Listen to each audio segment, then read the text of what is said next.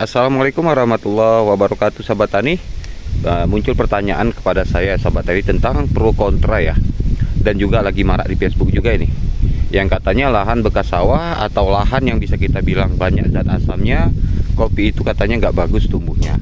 Oke, kebetulan di tempat saya nih lahan bekas sawah ya. Nah, jadi kalau hujan nih berair ya, di kebun saya ini berair. Tetapi kenapa bisa tanaman saya subur? Dan di sini juga sekaligus saya buktikan pada sahabat tani bahwa lahan bekas sawah atau lahan rawa yang masih ada zat asamnya ya, itu masih bisa untuk tumbuh ya. Tetapi ada beberapa jenis yang diwajibkan ya, diwajibkan kita tanam di lahan bekas sawah. Dan ada juga tanaman yang tidak bisa tumbuh di lahan sawah. Oke, kalau begitu sahabat.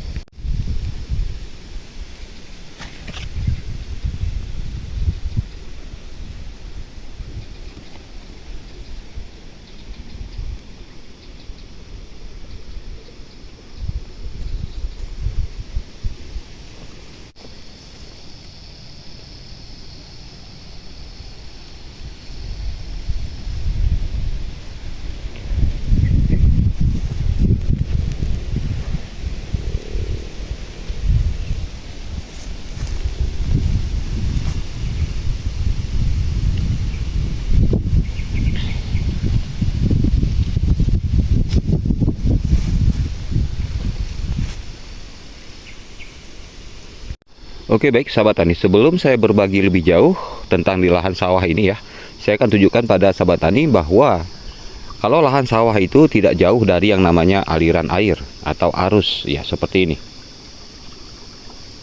Ya, ini udah longsor sahabat, karena saya tumpukan batang kayu kopi yang sudah tua di sini. Jadi akibatnya longsor ya. Memang kalau lahan bekas sawah dekat air, aliran air itu rentan longsor. Ya. Nah, seperti ini kopi Ateng Super baru belajar berbuah, jadi belum banyak ya sahabat ya. Oke, kita sekarang tidak membahas tentang buah kopi, tapi kita sekarang bahas pertumbuhan kopi ya. Nah, ini di hadapan sahabat tadi. Nah, ini bukti-bukti bahwa ini bekas lahan sawah ini sahabat.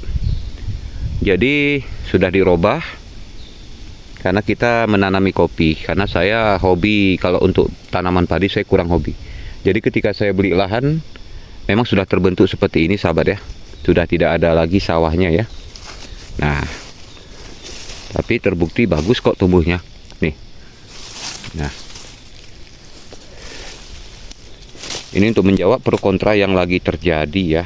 Yang katanya kalau di lahan gambut, lahan berair, lahan rawa, lahan bekas sawah, pertumbuhan kopi Arabica tidak bagus. Nah, jadi di sini sahabat ya, saya bercerita di MDPL 1400 sahabat. Ya, barangkali tempat sahabat tani yang MDPL-nya sama, lahannya ciri-cirinya sama, rawa-rawa, jangan panik, pertumbuhan bagus kok sahabat. Nah, oke, di sini kita cek. Seperti inilah kondisi tanah di lahan saya sahabat. Nah, seperti ini. Nah, mungkin barangkali ada tempat sahabat juga kondisi tanah seperti ini. Ini subur, tapi asam gitu sahabat. Asam ya. Nah, jadi perlu penanggulangan khusus ini sahabat, untuk supaya tanaman kopi itu hidup di daerah tanah masam ya.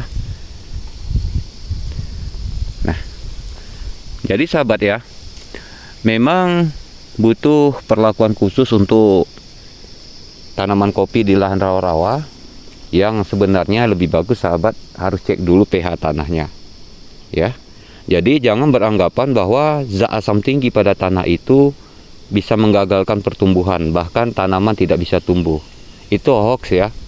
Tanaman bisa tumbuh kok sahabat, ini buktinya. Tetapi ada perlakuan khusus sahabat. Nah, yang pertama seperti ini sahabat. Ini yang namanya daerah lahan bekas sawah itu lebih cepat tumbuh rumputnya, lebih cepat sekali. Ini baru belum sampai 1 minggu udah tumbuh lagi rumputnya sahabat. Nah, dan ini gulmanya baru saya berikan herbisida hanya 3 hari yang lalu menggunakan Sentop ya. Baru saja rumputnya mati, tapi rumput yang di bawah tanaman kopi hidup. Berarti berbedanya hanya 1 minggu ya, tapi sudah hidup. Itu wajar sahabat, karena lahan bekas sawah ini lebih disukai oleh rumput-rumputan atau gulma karena selalu basah ya, tergenang dan berair. Nah, jadi cara pertama sahabat ya, jangan lupa berikan dolomit sahabat, atau kapur, pengkapuran ya. Nah, itu jangan lupa diberikan sahabat. Dalam jangka waktu kok 1 tahun itu sekali aja, sekali tapi 1 genggam gitu ya.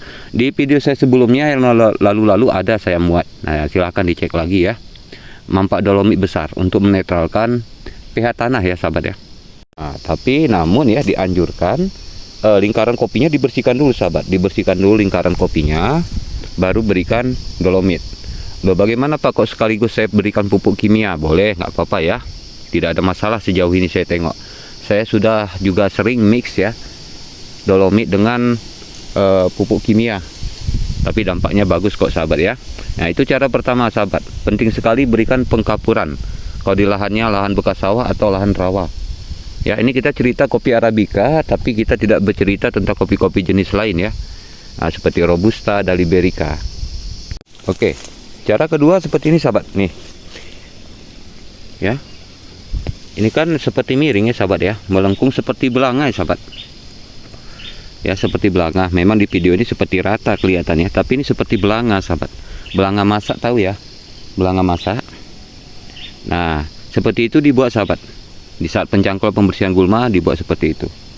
Gunanya apa? Gunanya supaya mengurangi genangan air ketika musim hujan ekstrim datang sahabat. Nah, ini buktinya pertumbuhan bagus kok ya.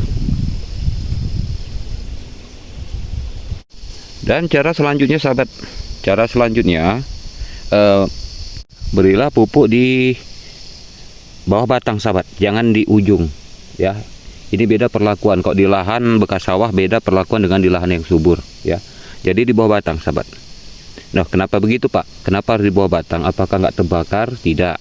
Selama kita berikan sesuai takaran tidak terbakar kok ya, tidak apa-apa. Tapi di sini sebenarnya kalau di lahan rawa atau lahan bekas sawah, saya lebih menekankan pupuk organik sahabat, jangan pupuk kimia.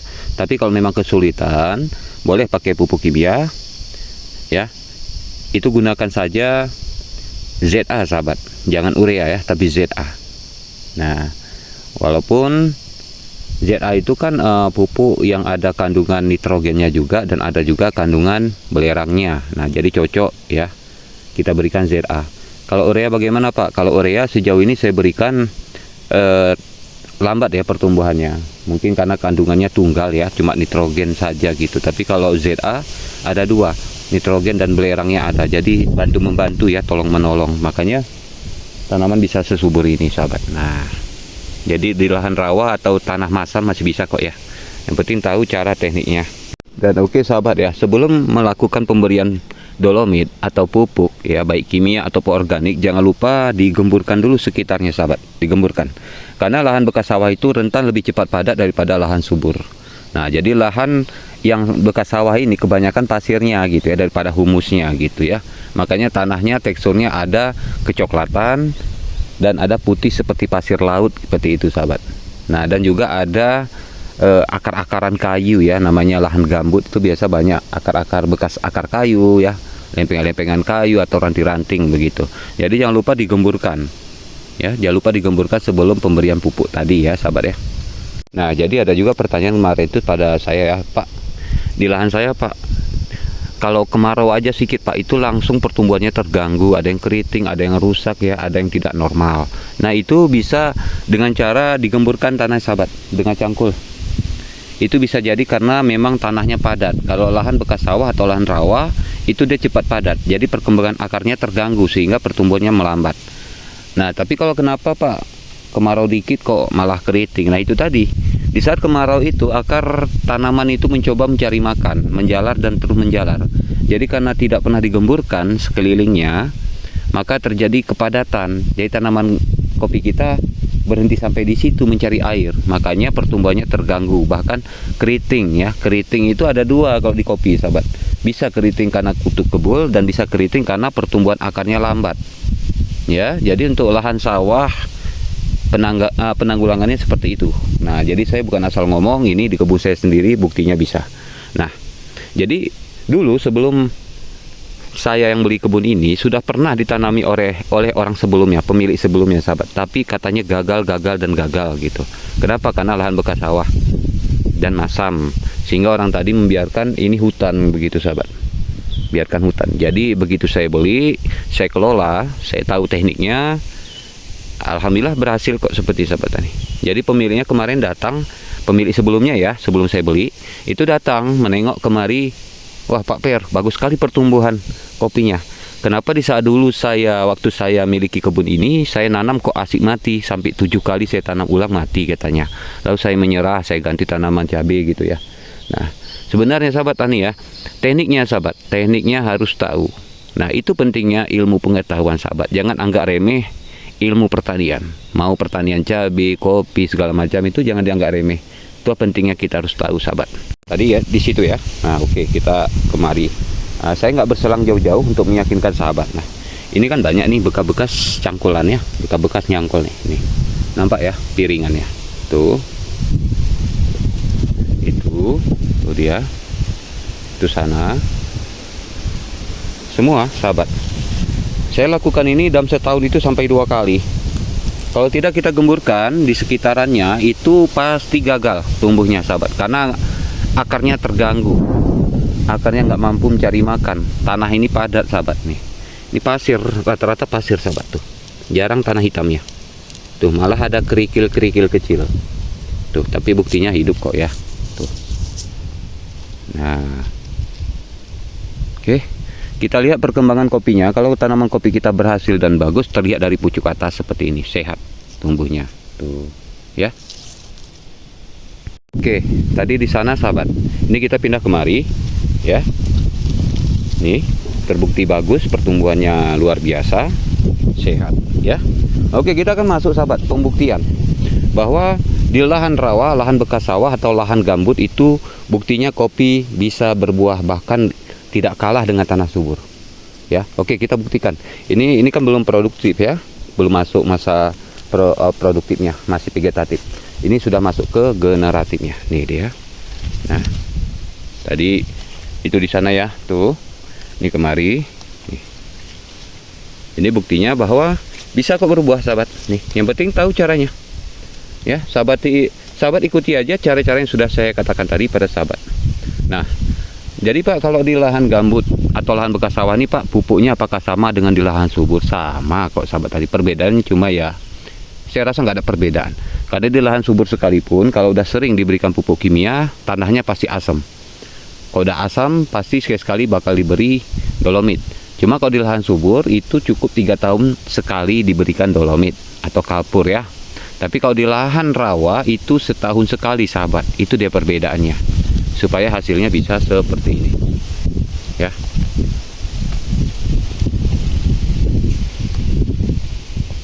Nah,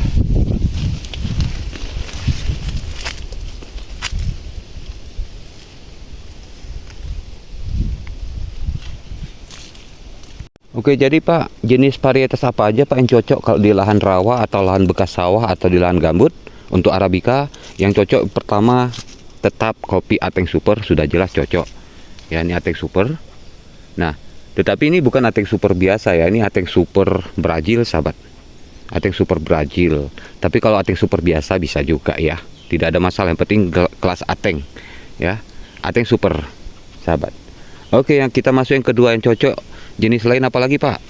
Ya, yang cocok yang lain adalah kopi Ateng Janda. Nah, seperti ini faktanya ya, seperti ini Ateng Janda sahabat.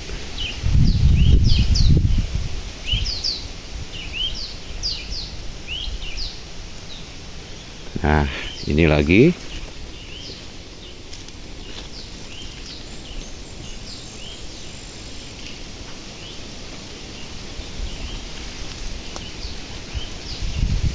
Pol ya buahnya sahabat.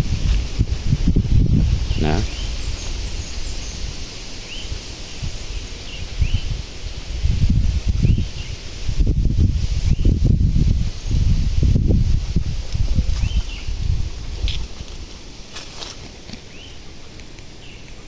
oke, dan yang satu lagi yang paling direkomendasikan yaitu varietas kopi Borbor, sahabat.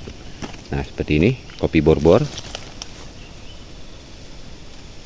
Nah, jadi sini saya buktikan dengan fakta terus pada sahabat tani bahwa kalau di lahan bekas sawah, rawa atau lahan gambut itu cocok kok, asal tahu cara penanganannya sahabat ya. Jadi jangan khawatir untuk sahabat yang memiliki lahan sawah atau bekas sawah yang katanya banyak zat asamnya, jangan khawatir, untuk kopi Arabica tetap tumbuh ya, hijau sahabat ya. Nah, sepertinya kopi Borbor sahabat.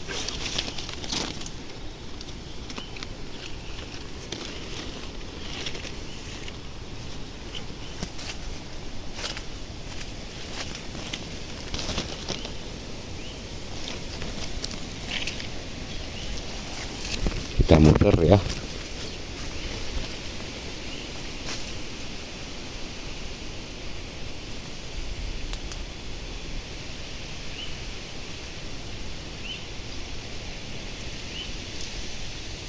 Nah, ini lagi kopi Borbor yang baru belajar berbuah, usianya baru jalan 3 tahun 3 bulan sahabat. Nah, jadi Pak, bagaimana Pak kalau kopi Tim-Tim? Saya nggak tahu sahabat ya. Dari pengetahuan saya sih kabarnya kalau kopi Tim-Tim kurang bagus ya. Kopi Borbor yang bagus sahabat. Oke, baik sahabat tani dimanapun Anda berada ya sahabat tani, untuk di lahan bekas sawah atau lahan rawa sahabat, memang harus rajin-rajin kita bikin piringan karena rumput gulmanya lebih cepat tumbuh gitu ya, karena selalu berair. Nah, harus selalu mengamati ya, lakukan pengamatan sahabat ya. Nah, harus selalu mengamati dan lakukan pengamatan supaya berhasil ya sahabat ya. Nah, jadi kalau kebun kita bersih, terawat, sudah pasti hasilnya akan banyak, buahnya akan banyak sahabat. Oke, baik sahabat tani, langkah terakhir nih yang paling penting ini ya, namanya lahan bekas sawah pasti mudah berair, apalagi kalau hujan tuh airnya tergenang. Solusi yang paling penting sahabat tani, buatlah parit atau drainase. Nah, seperti ini, itu memanjang ke sana tuh sahabat paritnya tuh. Nah ya, jadi tidak terlalu kelihatan karena masih tertutup oleh gulma yang kering ya sahabat. Jadi penting ya. Nah, ketika datang hujan, air tidak akan sempat tergenang di sini, maka air akan turun secara otomatis dan alamiah. Makanya pertumbuhan kopinya bagus seperti ini nih. Oke, baik sahabat tani, silahkan setelah menonton ini praktekkan ya, lakukan dengan cara Anda. Saya sudah kasih tipsnya, tinggal Anda lakukan. Tapi jika itu tidak Anda lakukan ya bagaimana lagi ya kan, lakukan, coba dan buktikan ya, nanti kabarkan ke saya. Oke, mungkin hanya itu aja sahabat tani ya, nggak ada lain yang akan saya sampaikan. Lebih dan kurang saya mau maaf ya, jika ada nanti yang belum lengkap dari jawaban saya, silahkan ditanya lagi, nggak apa-apa ya. Oke, kalau begitu sahabat tani, kita sudahi dulu. Assalamualaikum warahmatullahi wabarakatuh.